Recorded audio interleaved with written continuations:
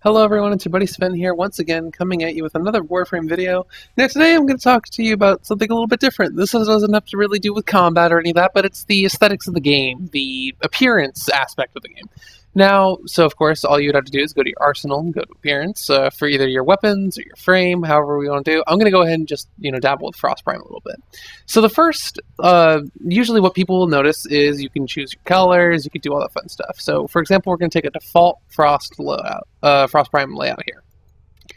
You can adjust your primary, your secondary, and then you have two tint colors. You have tint colors 3 and 4, which will impact various other deals. It doesn't appear that Frostprime really has a tint 4. Some frames do, some frames don't. Oh, that was weird. And then you have an energy color, which will, on some frames, see this little blue area here. That'll change color depending on what you want to do.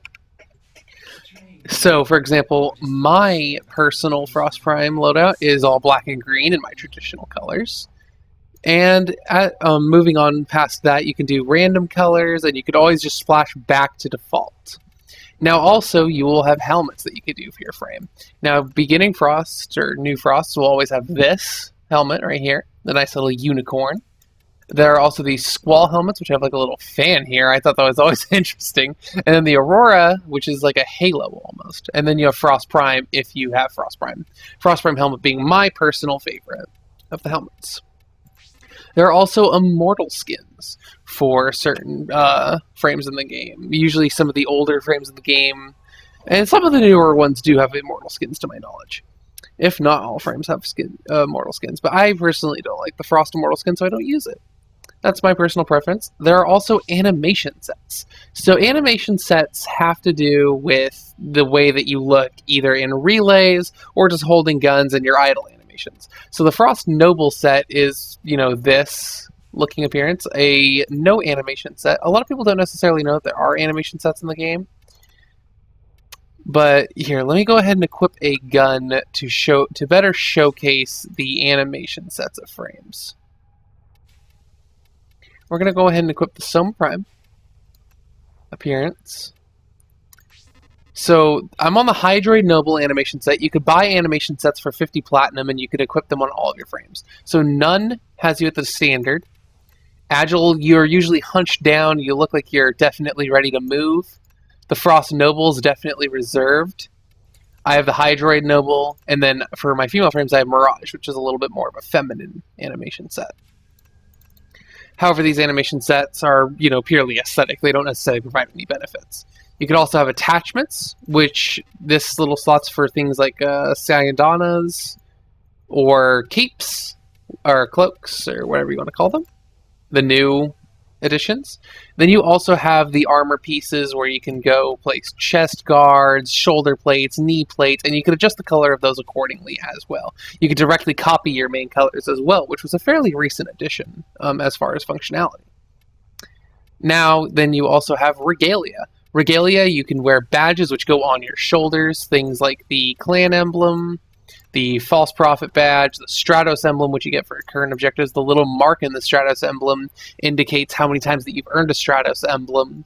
It's not just, oh, hey, you only have to get one. You can keep going. So I've completed 2 supplemental missions, overall 3, that have earned me a Stratos emblem. So I have the signal for 2. And then you have the 2 Men of Redgore, and then you could also buy an Alliance emblem badge. This is for if your clan's in an alliance, then you can go ahead and grab that. I personally like 2 Men of Redgore on that one, my right, and then on my left arm I have my Genesis X clan emblem. You can also wear sigils. So these are important for syndicates. These are where you get the syndicate points. Also, you can just wear some fun little stuff. So I have things like the, here, let me go ahead and pick one that'll show up here. Let me change the color of it for now. We're going to do white just to make it easy to see. So I have my Hexen Sigil right here, which is one of the more advanced Cephalon Pseudo ones. Recently there was the Community of Tenno one where you could have picked up for 1 credit in the shop. It's a nice little beating heart, which I placed right over my heart. But stuff like this, you'll also occasionally get sigils for beating bosses, and they have their own little effects in them. They're pretty cool. I like them overall. But overall, I personally stick with the Hexen. sigil, but I have things like the Stalker Sigil for killing the Stalker. There's no guarantee of getting that, but you can. So that is overall the purpose of sigils. You could wear them to either brag, or you can wear them to gain points in syndicates. If you do black, the energy flow is very obvious, so that's why I do black. It doesn't show other than the green energy flow. You could also put sigils on your back. An important thing to note, though, you cannot put clan sigils, more than one clan sigil on your frame, whether that's front or back. So that's an important thing to note. You can also mess around with the appearance of your weapons, and you can also toggle visibility when holstered. I don't know how much it impacts FPS, but it can help clear up possibly a little bit of lag. There are skins for weapons, such as the Forest Camo and the Huntsman. Now, I personally don't use any of those, but there are some weapons that have weapon skins, and I think they're pretty nifty. Oh, my primary, actually. Oh, yeah, that's right. I kept the primary because it's the gold trim. And then you could also mess around with your Sentinel's appearance. I thought the appearance would be a fun thing to talk about just because, this game has some really beautiful aesthetics to it. So I figured, why not talk about it? Anywho, that's going to wrap up this video about here. I just wanted to talk about the appearance and the cool color combinations you can make in Warframe, and to clear up how some people don't necessarily know if they can customize their colors in Warframe. You definitely can. But actually, there is one thing I should talk about. So back in these color palettes, you can buy color palettes for, I believe it is 75 plat in the shop.